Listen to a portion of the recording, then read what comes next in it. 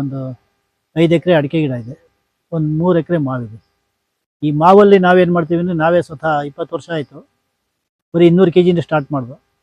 ಹಣ್ಣು ಮಾಡಿ ನಾವು ಗ್ರಾಹಕರಿಗೆ ನೇರವಾಗಿ ಮಾರಾಟ ಮಾಡ್ತೀವಿ. ಅಂದ್ರೆ ನಿಮ್ದೇ ಮರದಲ್ಲಿ ನಮ್ಮದೇ ತೋಟ 3 ಎಕರೆಯಲ್ಲಿ ಏನು ಮಾವು ಬರ್ತದೋ ಅದನ್ನು ಆನ್ಲೈನ್ನಲ್ಲಿ ಆಗಿರ್ಬೋದು, ಮತ್ತು ನಾವು ನೇರವಾಗಿ ಯಾವುದನ್ನ ಕಂಪ್ನಿಗಳಿಗಾಗಿರ್ಬೋದು, ಮತ್ತು ಸಭೆ ಸಮಾರಂಭಕ್ಕೆ ಮಾವು ಬೇಕಾದರೆ ನಾವು ಹಣ್ಣು ಮಾಡಿ ನ್ಯಾಚುರಲ್ ಆಗಿ ಒಂದು ವಾಡೆ ಕಟ್ಸ್ಕೊಂಡಿದ್ದೀವಿ. ಆ ವಾಡೆಯಲ್ಲಿ ಹಣ್ಣು ಮಾಡಿ ನಾವು ನೇರವಾಗಿ ಗ್ರಾಹಕರಿಗೆ ತಲುಪಿಸೋ ವ್ಯವಸ್ಥೆ ನಾವು ಮಾಡ್ತೀವಿ.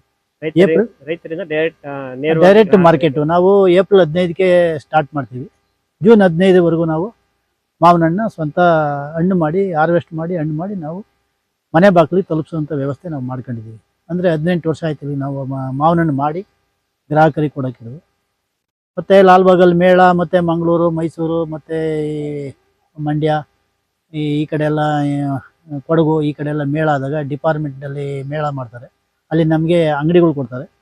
ನೇರವಾಗಿ ನಾವು ಅಲ್ಲಿ ಗ್ರಾಹಕರಿಗೆ ನಾವು ಅಲ್ಲಿ ಒಂದು ಮಾವು ಮೇಳ ಅಂತ ಮಾಡ್ತಾರೆ, ಮಾವು ಮೇಳದಲ್ಲಿ ಭಾಗವಹಿಸಿ ನೇರವಾಗಿ ಮಾರ್ಕೆಟನ್ನು ಮಾಡ್ತೀವಿ ನಾವು. ಅದೇನು ಅಂಗಡಿಗೆ ಏನಾದರೂ ಬಾಡಿಗೆನಾ? ಇಲ್ಲ, ನಾವು ತೋಟಗಾರಿಕೆ ಇಲಾಖೆಯಲ್ಲಿ ನಮಗೆ ಉಚಿತವಾಗಿ ಸ್ಟಾಲ್ಗಳು ಕೊಡ್ತಾರೆ. ಯಾಕೆ ಸರ್? ಅಂದರೆ ರೈತರ ನೇರವಾಗಿ ರೈತನಿಗೆ ಸ್ವಲ್ಪ ಮೇಲ್ಕೆತ್ತಬೇಕು ಅಂದ್ಬಿಟ್ಟು ಸರ್ಕಾರದಿಂದ ಒಂದು ಸ್ವಲ್ಪ ಫಂಡ್ ರಿಲೀಸ್ ಮಾಡಿ ಒಂದು 4 ದಿವಸ 5 ದಿವಸ ಹಿಂಗೆ ಅಲ್ಲಿ ಮೇಳಗಳು ಮಾಡ್ತಾರೆ. ಮೇಳದಲ್ಲಿ ನಾವು ರಾಮನಗರ ಜಿಲ್ಲೆ ಆಗಿರ್ಬೋದು, ಕೋಲಾರ ಮತ್ತು ಚಿತ್ರದುರ್ಗ, ಚಿಕ್ಕಬಳ್ಳಾಪುರ ರೈತರು ಅಲ್ಲಿ ಭಾಗವಹಿಸ್ತೀವಿ. ಅಂದರೆ ಎಲ್ಲ ರೈತರಿಗೂ ಅಲ್ಲಿ ಫ್ರೀಯಾಗಿ ಅಂಗಡಿ ಕೊಡ್ತಾರೆ? ಎಲ್ಲ ರೈತರಿಗೂ ಫ್ರೀಯಾಗಿ ಕೊಡ್ತಾರೆ. ಮತ್ತು ರೈತರೇ ನಾವು ಮಾಡ್ತೀವಿ, ಓನಾಗಿ ನಾವು ಮೇಳ ಮಾಡ್ತೀವಿ, ರೈತರೇ ರೆಂಟ್ ಹಾಕಿ ಮಾಡ್ಬೋದು. ಅದಕ್ಕೆ ಸರ್ಕಾರದಿಂದ ಇಲಾಖೆಯಿಂದಲೂ ಪರ್ಮಿಷನ್ ಉಂಟು.